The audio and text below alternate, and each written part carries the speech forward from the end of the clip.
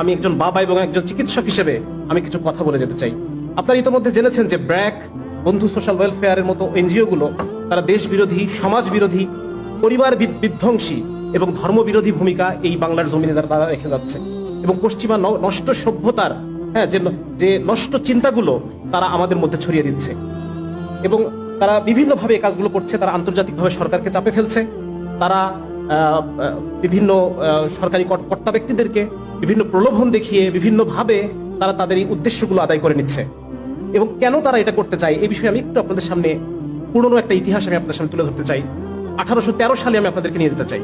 1813 সালে মাদ্রাজে, যে ব্রিটিশ উপনিবেশ মাদ্রাজে, সেখানের গভর্নর ছিলেন কর্নেল থমাস মনরো। এই কর্নেল যখন ইস্ট ইন্ডিয়া কোম্পানির বার্ষিক যে অধিবেশন, সেখানে যখন বার্ষিক রিপোর্ট পেশ করছে, তখন উনি সেখানে বলছেন যে ব্রিটিশদের তৈরিকৃত পণ্য ভারতীয়রা ব্যবহার করছে না।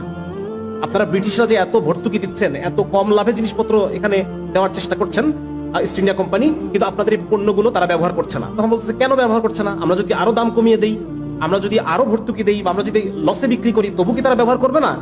তখন কর্নেল মনরো বলতেছেন না, তবুও ভারতীয়রা এই পণ্য কিনবে না। উনি জিজ্ঞেস করছে কেন? তখন বলতেছে কারণ ভারতীয়দের রুচি এমন না, তারা যে ব্রিটিশ পণ্য কিনবে। উদাহরণ দিচ্ছেন উনি যে একজন হিন্দু পণ্ডিত, তিনি মাটিতে বসে খান। আমরা মুসলমানরাও মাটিতে বসে খাই, আমাদের সুন্নাহ। উনি বলতেছেন একজন হিন্দু পণ্ডিত তিনি মাটিতে বসে খান এবং তার তো ডাইনিং টেবিলের দরকার নাই, সুতরাং আপনি তাকে ডাইনিং টেবিল কিনে দিতে পারবেন না। একজন মুসলমানরা যে ধরনের পোশাক পরিধান করে, তারা তো আপনার ইউরোপিয়ান কাটের পোশাক তারা কিনবে না। সুতরাং সবার আগে তাদের রুচিকে পরিবর্তন করতে হবে। কিভাবে পরিবর্তন করতে হবে? 1813 সালে ঘটনা শেষ। 1835 সালে উপমহাদেশে নতুন শিক্ষাক্রম তৈরি করা হলো, নতুন পাঠ্যপুস্তক, নতুন শিক্ষা ব্যবস্থা। লর্ড ম্যাকলে নতুন শিক্ষা ব্যবস্থা নিয়ে আসলেন এবং এই শিক্ষা ব্যবস্থার মধ্য দিয়ে ভারতীয়দেরকে এমন ভাবে ইউরোপিয়ানাইজ করা হলো, তাদের রুচিকে এমন ভাবে বদলায় দেওয়া হলো যে 1901 সালে, ঠিক 100 বছরের মাথায়, 90 বছরের মাথায় 20 লক্ষ ইউরোপিয়ান মন মগজ রুচির মানুষের জন্য কত ব্রিটিশ পণ্য আমদানি করা হয়েছে, এটার একটা ডকুমেন্ট আছে। আমি ব্যাপারটা বুঝতে পারছি আপনাদেরকে, যে শিক্ষা ব্যবস্থার মধ্য দিয়ে মানুষের রুচিকে পরিবর্তন করা হয়, যেন এই বিশাল যে আন্তর্জাতিক যে পুঁজিবাদী যে সম্প্রদায়, তারা যেন তাদের পণ্যগুলো, তাদের সেবাগুলো আমার কাছে বিক্রি করতে পারে। মোট কথা, বাজার তৈরি করতে পারে। বড় বাজার তৈরি করার জন্য তারা আমাদের শিক্ষা ব্যবস্থার মধ্য দিয়ে আমাদের রুচিকে তারা পরিবর্তন করে দেয়। তাহলে এখন আমি যে পয়েন্টে আমি আসতে চাচ্ছি, যে এই যে ট্রান্সজেন্ডার মতবাদ আমাদের মধ্যে ছড়ায়, তাদের কি লাভ? আমাদের এখানে এরকম কঠিন এক পরিস্থিতি আজকে ঘরে ঘরে তৈরি হবে যদি এই কারিকুলাম আমাদের বাচ্চারা পড়ে। তারপর দেখেন যে পুরুষ থেকে নারী হতে লাগে $1,40,000, নারী থেকে পুরুষ হতে লাগে $1,25,000, লিঙ্গ সার্জারিতে লাগে $30,000, চেহারা সার্জারি করে মেয়ে পুরুষ করে ফেলতে লাগে $25,000 থেকে $60,000, ব্রেস্ট সার্জারির জন্য লাগে $5,000 থেকে $10,000।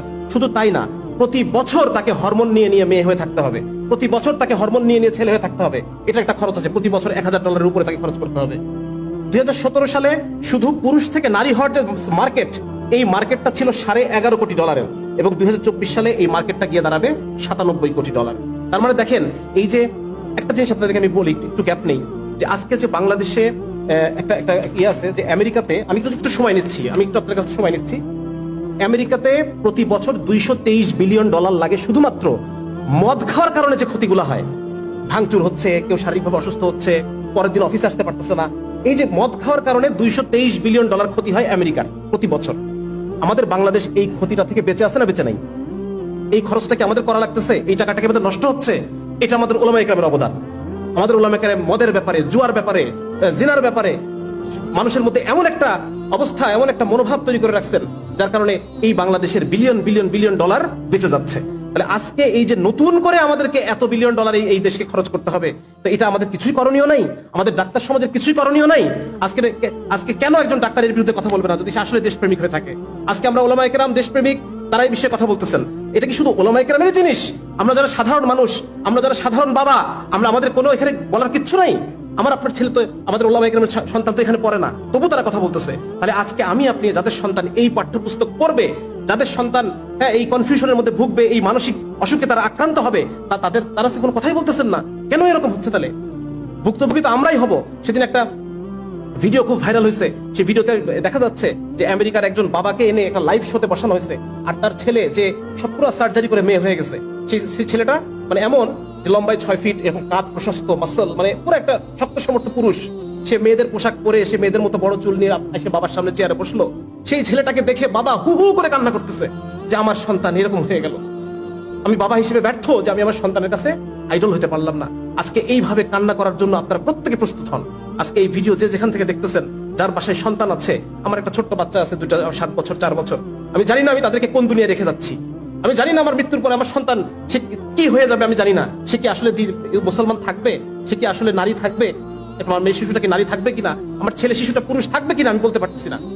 আজকে এক অসহায় বাবা হিসেবে আপনাদের সামনে আমি আসছি, এবং আপনারা প্রত্যেকে যার যার জায়গা থেকে আওয়াজ তুলেন, যার যার জায়গা থেকে এটা নিয়ে আপনারা আলোচনা করেন, যাতে করে এই জিনিসটা এখানেই যেন এই জিনিসটা থেমে যায়। এই সমস্ত যারা এনজিও, যারা অপকর্ম করতেছে, যারা আমাদের সন্তানদেরকে আমাদের কাছ থেকে ছিনিয়ে নেওয়ার চেষ্টা করতেছে, আমাদের পরিবারগুলোকে ভেঙে ফেলার জন্য তারা যত ধরনের প্রচেষ্টা সবকিছু তারা করতেছে, হ্যাঁ, তারা যেন নিবৃত হয়, তারা যেন নিরস্ত হয়, এই জন্য আমাদের সবাইকে ঐক্যবদ্ধভাবে কাজ করতে হবে।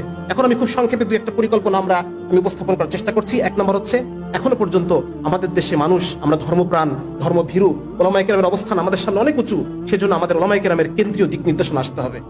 কেন্দ্রীয় দিক নির্দেশনা, কেন্দ্রীয় ফতোয়া। এখন এই দেশের মানুষ ধর্মভীরু, তারা হালালকে হালাল মনে করে মানতে চায়, হারামকে হারাম মানতে চায়, হয়তো সবসময় পারে না, কিন্তু তবু তার অন্তর থেকে চেষ্টা করে, তওবা করে।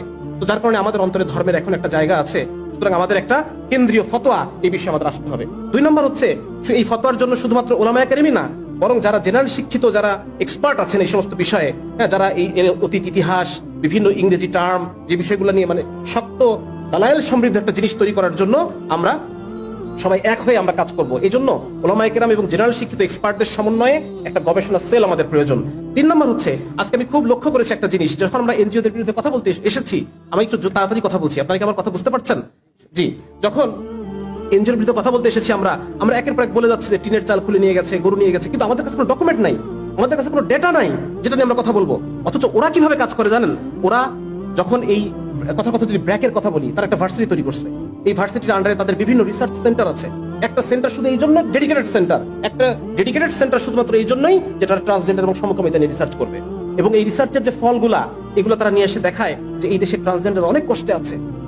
এই রিসার্চটা তারা বিদেশে পাঠালে বিদেশিরা কি দেবে? এই রিসার্চটা দেখে তারা টাকা দেয়। এই রিসার্চটা তারা সরকারের বিভিন্ন যখন মিটিং হয় সেখানে তারা ঢোকে, এই রিসার্চ গুলো তারা দেখায় এবং সরকারি পলিসিকে নিজের পক্ষে আনার চেষ্টা করে।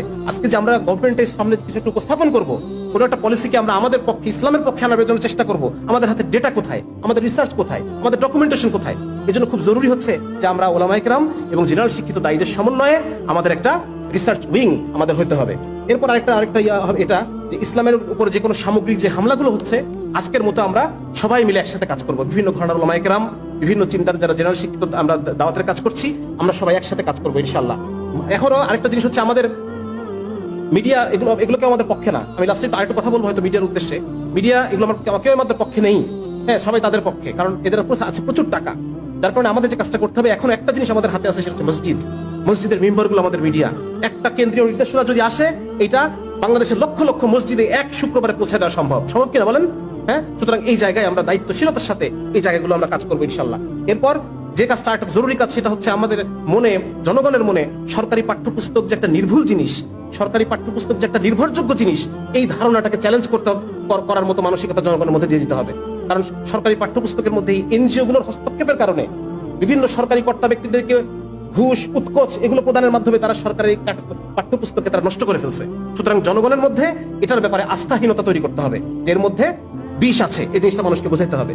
আর হচ্ছে, এনজিওদের প্রভাব কমানোর জন্য শুধুমাত্র মুখে আলাপ করলেই হবে না, বরং আমাদেরকে গ্রাম ভিত্তিক এনজিও, অনেক ভাই বলেছেন যে মসজিদ ভিত্তিক এনজিও, মারুফ ভাই বলে গেছেন, ওলামায়ে কেরাম বলছেন যে মাদ্রাসা ভিত্তিক এনজিও। মানুষের তো চাহিদা আছে, ওই চাহিদাটা পূরণের জন্য আমাদের একটা বিকল্প ব্যবস্থা তৈরি করতে হবে। সেটা কর্জে হাসানের মাধ্যমে হতে পারে, সেটা স্থানীয়ভাবে সাদাকা কালেকশনের মাধ্যমে অসহায় লোকদের ঘরগুলো উঠাই দেওয়া যেতে পারে, তাদেরকে ভরণ পোষণের জন্য, তাদের জীবিকার জন্য সেলাই মেশিন, গরু, যে ব্যবস্থাগুলো আছে, হ্যাঁ, মানে ওরা যে কাজগুলো করে যাচ্ছে, আমরা হয়তো পুরোটা নাও পারতে পারি, কিন্তু কিছু সংখ্যক মানুষকে তো আমরা ঈমান আমল বাঁচাতে পারবো, ঠিক না? সুতরাং আমাদের একটা অল্টারনেটিভ একটা এনজিও, সেটা সেন্ট্রাল হোক, সেন্ট্রাল হলে ভালো, না হলে পর বিচ্ছিন্ন গ্রাম ভিত্তিক, মহল্লা ভিত্তিক, মসজিদ ভিত্তিক এনজিও আমাদের তৈরি করতে হবে। আরেকটা হচ্ছে, এইগুলোতে স্থানীয় ছাত্র যুবকদেরকে, জেনারেল শিক্ষিত ছাত্র যুবকদেরকে সম্পৃক্ত করতে হবে।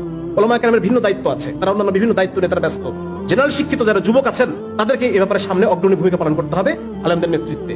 এই সাথে এরা যে কাজটা করে, আমি একটা জিনিস বলছি, মানে তাড়াতাড়ি বলার কারণে যে ছুটে যাচ্ছে, সেটা হচ্ছে তারা আমাদের রুচিকে নষ্ট করে। আমি শুরুতে বলছি যে রুচি নষ্ট করা, ঠিক বে ঠিক, হালাল হারাম, জায়েজ না জায়েজ, এটার যে রুচি, এটাকে তারা নষ্ট করে দেয়। সমাজের মধ্যে জেন্ডার রূপান্তরমুখী শিক্ষা, মানে যে একজন পুরুষ একজন নারী নিজেকে নারী ভাববে, এটাই স্বাভাবিক, রুচি নষ্ট করে দিচ্ছে। ঠিক আছে, এইভাবে তারা রুচিকে নষ্ট করে। রুচি নষ্ট করে তারা শিক্ষা ব্যবস্থার মধ্য দিয়ে। আপনারা জানেন যে এনজিও গুলোর বিভিন্ন শিক্ষা কার্যক্রম আছে, ব্র্যাক প্রত্যন্ত অঞ্চলে তারা স্কুল চালায়, ঠিক আছে না, এগুলো চালায়। তো এভাবে তারা রুচিকে নষ্ট করে, এবং যাদের রুচি নষ্ট তাদেরকে তারা আশ্রয় দেয় কিসে? স্বাস্থ্য খাতের মাধ্যমে। স্বাস্থ্য খাতের মাধ্যমে তারা বিভিন্ন বলে যে আমরা এইডসদেরকে সেবা দিই, আমরা সমকামীদেরকে সেবা দিতে চাচ্ছি, আমরা ট্রান্সজেন্ডারদেরকে সেবা দিচ্ছি, এইগুলো বলে তারা তাদেরকে শেল্টার দেয়, তাদেরকে কর্মসংস্থান করে, পুনর্বাসন করে। তো এই জায়গাগুলোতে আমাদের স্বাস্থ্য এবং শিক্ষা সেক্টরে আমাদের কাজ করতে হবে। এবং নুরানি শিক্ষাকে, মানুষ আগে বলছে মানুষের মধ্যে এখনো ধর্মভীরতা আছে, সুতরাং নুরানি শিক্ষাটাকে যদি আমরা জাগতিক শিক্ষার সমন্বয়ে একটু কি বলা যায়, সাধারণ মানুষের কাছে আরো বেশি সম্মানজনক করে তুলতে পারি, তাহলে পরে আমার মনে হয় বিপুল সংখ্যক মানুষ এই জেনারেল শিক্ষার এই কারিকুলাম বাদ দিয়ে আমাদের এখানে দিবে। অলরেডি হচ্ছে, বিভিন্ন জায়গায় জায়গায় নুরানির মাদ্রাসাগুলোতে ছাত্রদের সংখ্যা বেড়ে গেছে, স্কুলের ছাত্র সংখ্যা কমে গেছে। এটাকে আরো বেগবান করার জন্য আমাদের একটা সমন্বয়ের মাধ্যমে একটা যুগোপযোগী একটা কারিকুলাম আমাদেরকে গার্জিয়ানদেরকে দেখাতে হবে। আর শেষ আমি যেটা বলতে চাই সেটা হলো আলহামদুলিল্লাহ বর্তমানে বাংলাদেশে এই পরিমাণে মাদ্রাসা আছে, এই জমিন থেকে সহসা দিন উঠে যাওয়া ইনশাআল্লাহ তাআলা সম্ভব না। সুতরাং এখন আলহামদুলিল্লাহ ওলামায়ে কেরাম তৈরির ফ্যাক্টরি যেমন আমাদের আছে, দিনদার আওয়াম তৈরির ফ্যাক্টরি আমাদের তৈরি করতে হবে। আমাদের ওলামায়ে কেরামের তত্ত্বাবধানে জেলায় জেলায়, ইউনিয়নে কওমের অর্থায়নে, যদি মাদ্রাসা যেভাবে হয়েছে এতদিন পর্যন্ত, কওমের অর্থায়নে ওলামায়ে কেরামের তত্ত্বাবধানে স্কুল তৈরির পিছনে আমাদেরকে মেহনত করতে হবে, কাজ করতে হবে। যেখানে আমরা যদি এই বিকৃতি দ্বারা কারিকুলামে রেখেও দেয়, এই বিকৃতিকে আমরা সঠিকভাবে আমাদের ছাত্রদেরকে পড়াইতে পারবো, তাদের সঠিক মেজাজ আমরা তৈরি করতে পারবো। দিনদার আওয়াম তৈরির ফ্যাক্টরি আমাদের এখন প্রয়োজন। এজন্য এখানে উপস্থিত সম্মানিত ওলামায়ে কেরাম যারা আছেন, তারা যথেষ্ট ইনশাআল্লাহ, তারা যদি একত্রিত হয়ে সিদ্ধান্ত নেন এবং তাদের যে সমাজে পরিচিতি, তাদের যে সমাজের যে গ্রহণযোগ্যতা, তারা যদি চেষ্টা করেন, অবশ্যই এটা সম্ভব যে আমরা এরকম 5000 ইউনিয়নে আমরা 5000 এরকম স্কুল তৈরি করতে পারবো, যেখানে তাহলে পরে ওদের যে শিক্ষা কার্যক্রম, এই কার্যক্রমটাকে মোকাবেলা করা সহজ হবে। মোকাবেলা শুধু মুখে হবে না, আওয়াজ দিয়ে হবে না, রাজপথে হবে না, মোকাবেলা এখন মাথার মোকাবেলা এখন মাথার। শেষ আমি বলতে চাই, এটা শুধুমাত্র হুজুরদেরই শোনা। এখানে যারা মিডিয়ার যারা আছেন তাদের উদ্দেশ্যে তাদেরকে আমি বলতে চাই, এখানে যারা গোয়েন্দা বাহিনীর ভাইরা আছেন তাদেরকে বলতে চাই, আইন শৃঙ্খলা বাহিনীর ভাইরা আমার এই কথা শুনবেন, তাদেরকে আমি বলতে চাই যে দিন শেষে আপনি একজন বাবা। আপনি যখন ঘরে ফিরে যান প্রতিদিন চাকরি শেষে, অফিস শেষে, তখন ছোট ছোট কিছু মানুষ দৌড়ে এসে আপনার কোলের উপরে ঝাঁপায় পড়ে। ছোট ছোট কিছু মানুষকে বুকে আঁকড়ে ধরে আপনি সারা দিনের সমস্ত কষ্টকে ভুলে যান। এই ছোট মানুষগুলোকে আপনি কোন দুনিয়ায় রেখে যাচ্ছেন, কোন পৃথিবীতে রেখে যাচ্ছেন, যে পৃথিবীতে তারা ধুকে তাদের চিন্তা চেতনা নষ্ট হয়ে যাবে, তাদের শরীর নষ্ট হয়ে যাবে, মন নষ্ট হয়ে যাবে। আপনার চোখের সামনে দেখবেন আপনার সন্তান মাদকাসক্ত হয়ে যাচ্ছে, আপনার সন্তান ডিপ্রেশনের রোগী হয়ে যাচ্ছে, আপনার সন্তান আত্মহত্যার পথ বেছে নিচ্ছে। একজন বাবা হয়ে আপনি এটা সহ্য করতে পারবেন? যদি সহ্য করতে পারেন, তাহলে আপনি এসে আমাদেরকে ধরে নিয়ে যান। আর যদি আপনি সহ্য করতে না পারেন, তাহলে আমাদের সাথে সুর মিলায় বলেন, আমাদের সাথে সুর মিলায় এই চক্রান্তের বিরুদ্ধে, এনজিওদের দেশ বিরোধী অপতৎপরতার বিরুদ্ধে আপনাকে কথা বলতে হবে, কারণ আপনি একজন বাবা।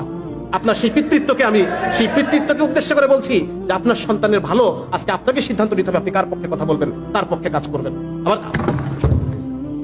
আমার আলোচনা এখানেই শেষ। সবাইকে অসংখ্য জাযাকাল্লাহ, কষ্ট করে ধৈর্য ধরে আমার আলোচনা শোনার জন্য। আসসালামু আলাইকুম ওয়া রাহমাতুল্লাহি ওয়া বারাকাতুহু।